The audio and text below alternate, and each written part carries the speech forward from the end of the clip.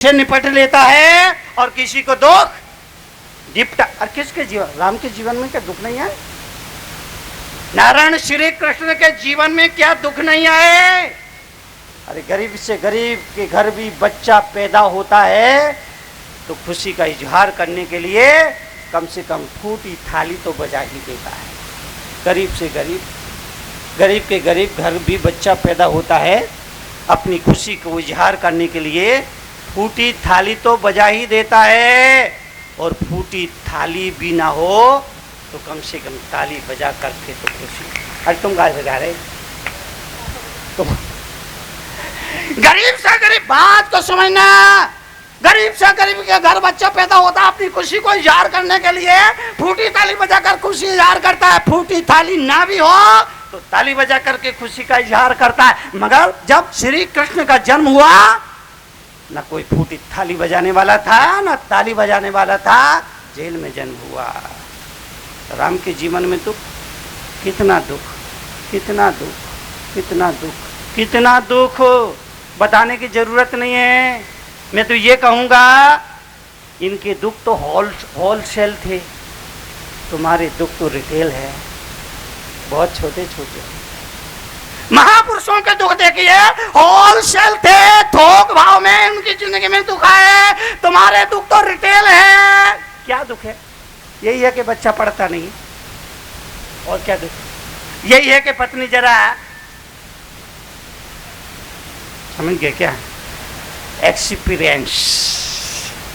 हमारे दुख बहुत छोटे छोटे हैं, दुकान नहीं चलती है, सिर्फ यही दुख है। उधारी पकड़ बकत उधारी पूरी नहीं आती है, यही दुख है। कोर्ट में केस चल रहा है, उसके बारे में क्या होगा, यही दुख है। हमारे दुख बहुत छोटे छोटे हैं, पत्नी बीमार रहती, यही दुख है ना। हमारे दुख बहुत छोटे छोटे हैं। आपसे निवेदन करूंगा जीवन के लिए, जीवन के परिवर्तन के लिए, सुख हो या दुख, दोनों दूध के दांत हैं। सुख हो या दुख, दोनों दूध के दांत हैं। दूध के दांत कितने दिन तक रहेंगे? बोलो बोलो, दूध के दांत हमेशा रहेंगे? मरते दम तक रहेंगे? नहीं, थोड़े समय बाद दूध के दांत चले जाएंगे। ठीक इसी तरह से सुख हो या दुख शाश्वत नहीं, स्थायी नहीं है। थोड़े समय के बाद सुख होगा तो वो भी जाएगा और दुख होगा तो वो भी जाएगा। इसीलिए तरुण सागर आपसे ये कहने के लिए यहाँ पर मौजूद है, जो भी है उसे सहज स्वीकार करो।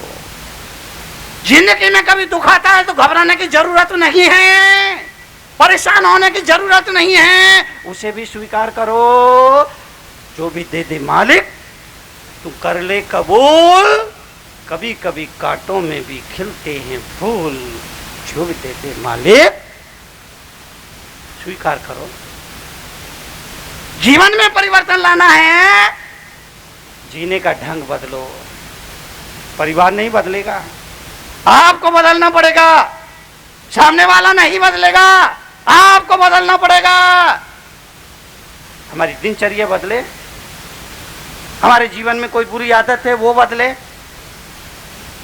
हमारे जीने का तरीका कुछ गड़बड़ है वो बदले, सब कुछ बदल जाएगा।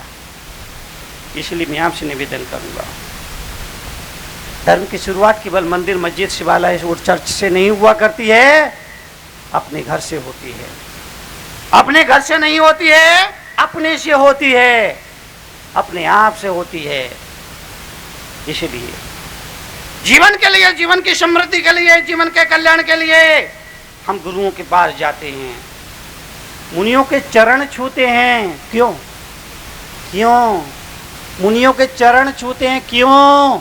इसीलिए मुनियों ने इन चरणों से पूरे देश की ही, पूरे हिंदुस्तान की यात्रा की है। मुनियों ने इन चरणों से तमाम तीर्थों की वंदना की है। और जब कोई श्रावक उन चरणों को छूता है तो उसे तमाम तीर्थों के दर्शन का फल मिल जाया करता है। इसलिए हम मुनियों के चरण को छूते हैं, चरणों की वंदना करते हैं। जीवन के लिए, जीवन की समृद्धि के लिए हमारी संस्कृति ने दिखाया चरणों में झुकना, चरणों में आचरण होता है, हम भी उसके हकदार बने, इसलिए हम चरण वंदना करते हैं। लेकिन आजकल कभी बहू को सास के चरण छूने की जरूरत पड़ जाए, शादी विवाह होती है, कई प्रसंग आते हैं, बहुओं को अपनी सासू के चरण छूना पड़ती हैं, पैर पड़ना पड़ती है। तो कैसे पैर छूती है, कैसे पैर छूती है? पैर नहीं छूती, घुटने छूती है। पैर चरण आचरण के प्रतीक है। जब हम किसी के चरण छूते हैं तो ये भावना कहते हैं आपके चरण में जो आचरण है हम भी उसके हकदार बने। लेकिन जब बहू अपनी इस बूढ़ी सास के चरण छूते हैं, बूढ़ी सास के घुटने में क्या होता, क्या होता? सास के घुटने में क्या होता सिवाय दर्द के, और क्या होता है? लेकिन जब कोई बहू सास के घुटने छूती है तो मुझे लगता है बहू कह रही अम्मा आपके दर्द का, घुटने का दर्द मेरे।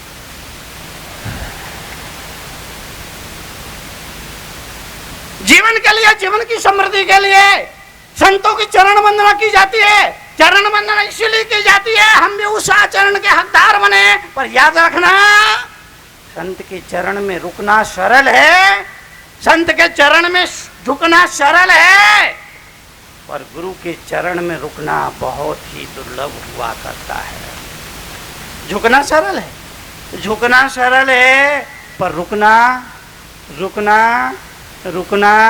अरे झुकने वाले तो हजारों हुआ करते हैं, पर रुकने वाले तो सतीश भैया और सचिन भैया जैसे दुर्लभ ही हुआ करते हैं।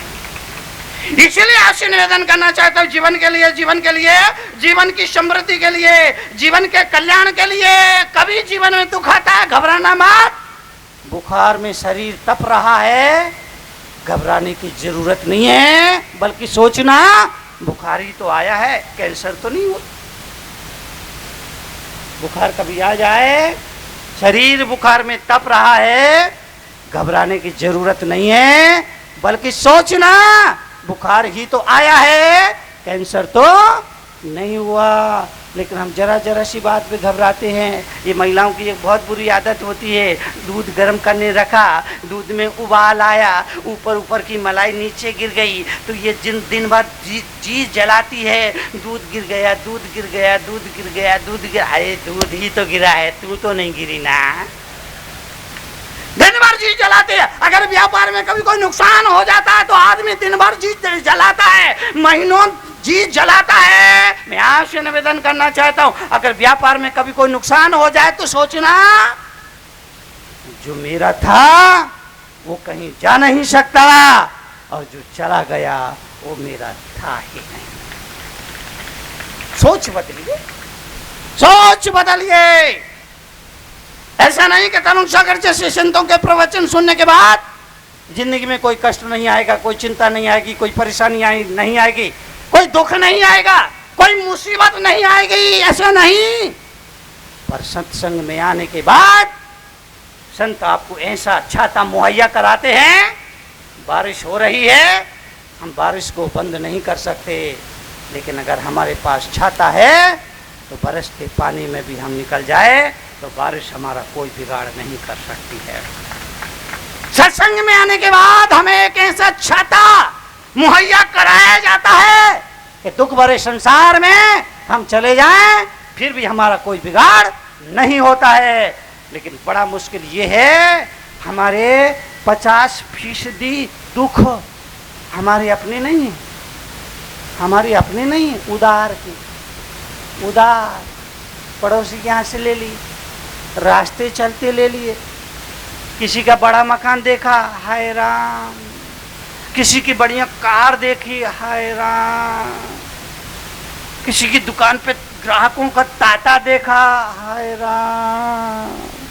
50% दुख हमारे अपने नहीं हैं, पड़ोसी के यहाँ से लिए है, रास्ते चलते उधार लिए है। अमेरिका में लाइट जाती है तो लोग बिजली विभाग के दफ्तर में फोन करते हैं। अमेरिका में लाइट जाती है तो लोग बिजली विभाग के दफ्तर में फोन करते हैं। लंदन में लाइट जाती है तो लोग बल्ब पे फ्यूज चेक करते हैं। और हिंदुस्तान में लाइट जाती है तो लोग पड़ोसी के घर में जाग के देखते इसकी गई क्या।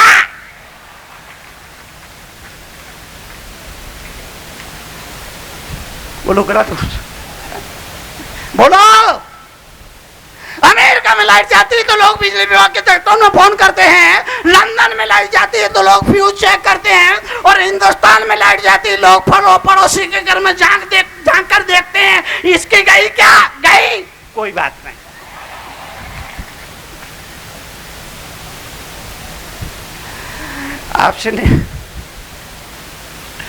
आपसे निवेदन करूंगा, हमारे 50% दुख हमारे अपने नहीं है, उधार के।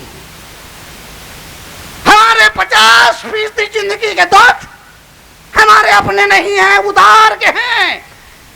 इसलिए धर्म, अध्यात्म, सत्संग इस बात के लिए आपको प्रेरित करता है, अपने होने में राजी हो जाओ, अपने होने में राजी हो जाओ, क्योंकि तुम केवल तुम हो, तुम्हारे जैसा दुनिया में दूसरा और कोई नहीं है।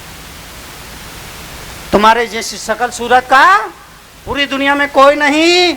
अरे चेहरे की सूरत तो छोड़ो, तुम्हारे अंगूठे में जैसी रेखाएं हैं ऐसी रेखाएं दुनिया में किसी की अंगूठे में नहीं हैं। तुम केवल तुम हो, इसलिए अपने होने में राजी हो जाओ। 50% दुख आज अभी और इसी वक्त खत्म हो जाए। एक व्यक्ति ने सवाल किया, बड़ा अच्छा सवाल था। मुनिश्री, सुबह उठते ही किसी को चांटा मारने का दिल करता है, मैं क्या करूं? अच्छा सवाल। सुबह उठते ही किसी को चांटा मारने का दिल करता है, मैं क्या करूं? मैंने कहा कुछ मत कर, तू सोते ही रहे।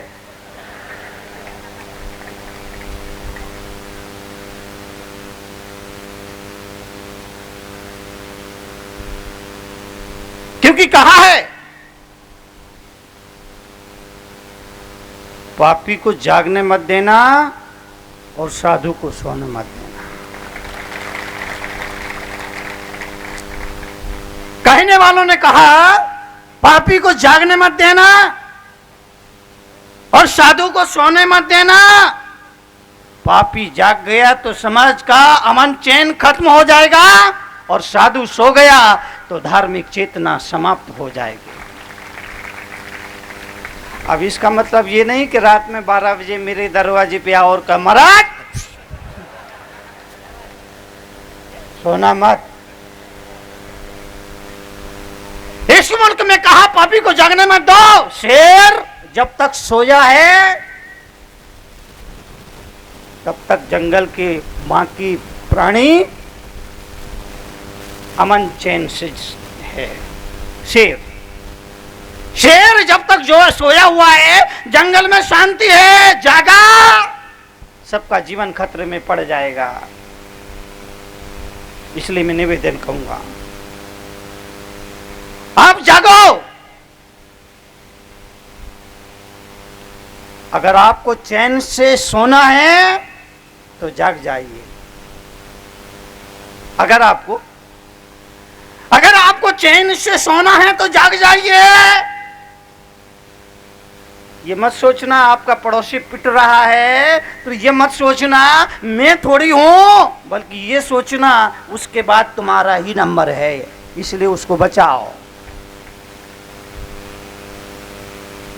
पड़ोसी की झोपड़ी में आग लगी है, लोग सोचते हैं कि हमारी झोपड़ी में आग थोड़ी ना लगी है, उसकी झोपड़ी में आग लगी है। आदमी निश्चिंत तो हो जाता है, लेकिन वो भूल जाता है कि वो आग वहां से चल करके तेरी झोपड़ी तक आने वाली है।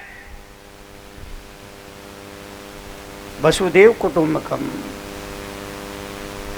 भारतीय संस्कृति ने इस बात पर विचार किया, सारी दुनिया को एक कुटुंब माना, एक परिवार माना, और ये विचार किया सर्वे भवन्तु सुखिनः सर्वे सन्तु निरामया। सबके कल्याण की कामना कही, सबके कल्याण की कामना करी, लेकिन हम इतने बेईमान हैं, इतने बेईमान हैं, इतने बेईमान हैं। आपकी बात नहीं कर रहा हूं, आपके पड़ोसी की बात कर रहा हूं। हम इतने बेईमान हैं, इतने बेईमान, इतने बेईमान हैं, प्रार्थना करने के लिए बैठते हैं तो प्रार्थना में भी भगवान से कहते हैं, हे प्रभु मैं सुखी रहूं, मेरे बीवी बच्चे सुखी रहे, बाकी दुनिया जाए। कौन बोले भाड़ में? प्रार्थना कर रहा है मालवीय जी, प्रार्थना कर रहा है आदमी, भगवान से प्रार्थना कर रहा है, मैं सुखी रहूं, मेरा बीवी बच्ची सुखी रहे, बाकी दुनिया जाए भाड़ में। तरुण सागर ये बताने के लिए मौजूद है, दुनिया भाड़ में जाए ना जाए ये उसका भाग्य होगा, लेकिन बोलने वाला तू भाड़ में जरूर जाएगा, क्योंकि तू विचारों से गिर गया, भावनाओं से गिर गया, संकल्प से गिर गया। सर्वे भवन्तु सुखिनः। इसलिए प्रार्थना करो तो प्रार्थना में दुनिया का कल्याण की भावना होना चाहिए, पड़ोसी के कल्याण की भावना होना चाहिए, सबके कल्याण की भावना होना चाहिए। हम भगवान से बोलते जरूर है, हे भगवान सब सुखी रहें, लेकिन पहला नंबर मेरा हो। हम सब सुखी रहें, लेकिन उसमें पहला नंबर मेरा हो। आपसे निवेदन करूंगा जीवन के लिए, जीवन के परिवर्तन के लिए सोच बदलिए। कल भी मैंने कहा था, सामने वाला नहीं बदलेगा, सामने वाला नहीं बदलेगा, आपको ही बदलना पड़ेगा। सामने वाला नहीं बदलेगा, आपको ही बदलना पड़ेगा। अपने को बदलिए, समर्पण में जीने की आदत डालिए, बात बात में तर्क मत करिए।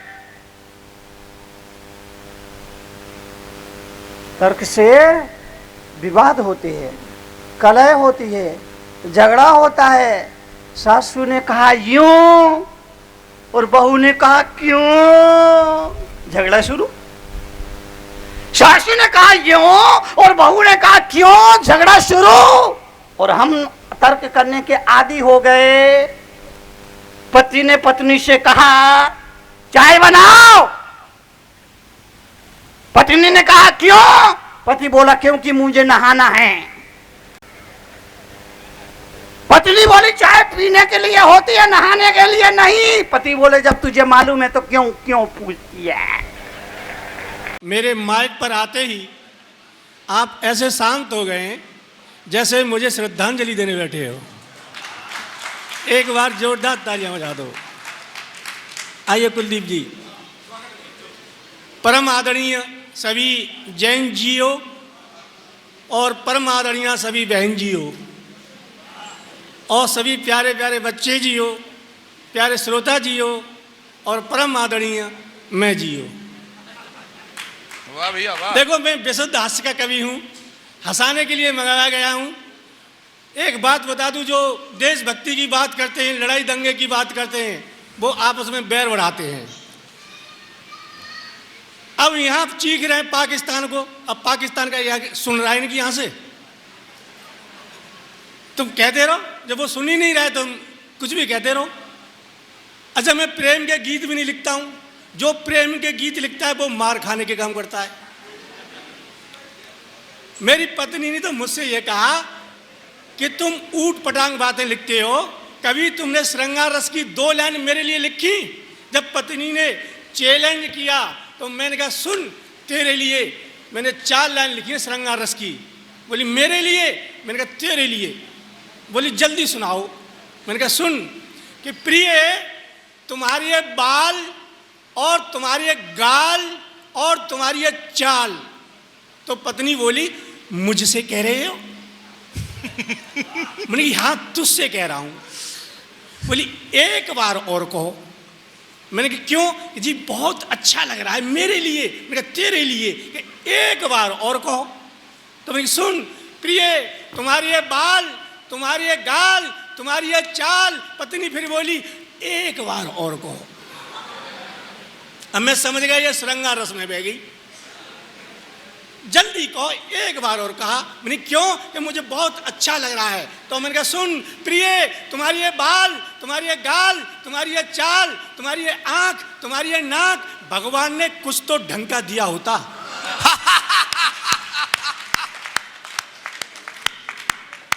बोली तुम तो ऐसे ही लिखोगे। तो मैंने कहा 4 लाइन और लिखी है एक गीत की। बोली मेरे लिए, मैंने कहा तेरे लिए। बोली श्रृंगार रस की। मैंने कहा घोर श्रृंगार रस की। बोली जल्दी सुनाओ। मैंने कहा सुन गीत। कि महाकाली मैया सीतू, ये घोर श्रृंगार है। आपने वाह वाह के बाद में सुना होगा, लेकिन सुना रहा हूं कि महाकाली मैया सीतू, श्याकाली कढ़ैया सीतू। महाकाली मैया सीतू, श्याकाली कढ़ैया सीतू, बर्र सीतू ततैया सीतू, बर्र सीतू ततैया सीतू, मरखनी एक गैया सीतू, मरखनी एक गैया सीतू। लेकिन मजबूरी में कहता, लेकिन मजबूरी में कहता, सोन चिरैया तू, आई लव यू,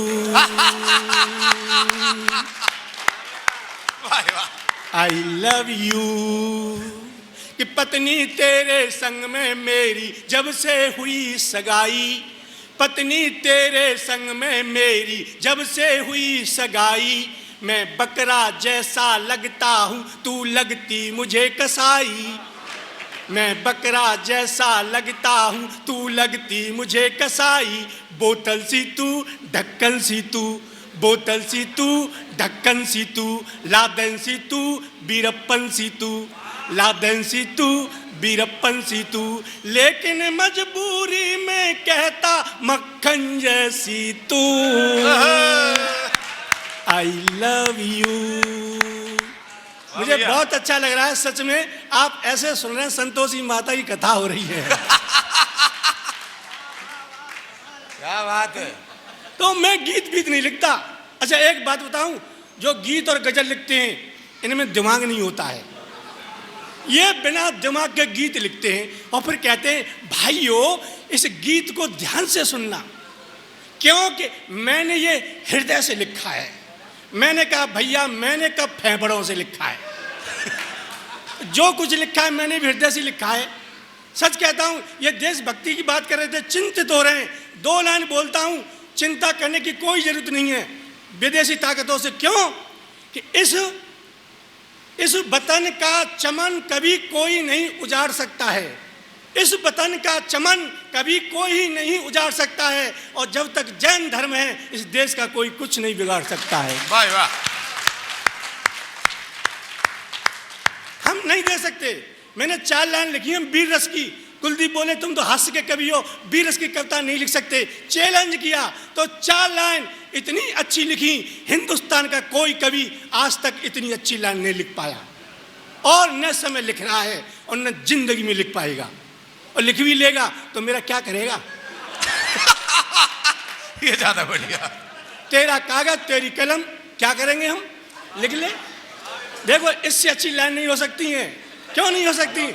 मैंने चैलेंज किया है कि ए ओबामा, ए जॉर्ज बुश, एक line, A Obama, A George Bush, तुमने मिलकर इराक कर दिया पुश। 2 लाइन, तुमने मिलकर इराक कर दिया पुश, तो मन में हो रहे हो बहुत खुश, मगर ए ओबामा, ए जॉर्ज बुश, भूल से जो भारत में गए घुस, तो तुम्हारी खाल में भर देंगे भूस। क्या बात। इससे अच्छी लाइन हो ही नहीं सकती। हो ही नहीं सकती, सही बात है। सच कहता हूं, हम कश्मीर नहीं दे सकते। क्यों नहीं दे सकते? मैं स्टेशन पर बैठा था, एक भिखारी आया और मुझसे बोला बाबा 2 रुपया चाहिए, और मुझे 2 रुपए देने नहीं। मैंने इधर मुंह कर लिया, ऐसा ही आप करते होंगे, जब नहीं देने तो मुंह कर लेते हैं। अब वो इधर घूम के आया, बाबा 2 रुपया चाहिए, मैंने उधर मुंह कर लिया।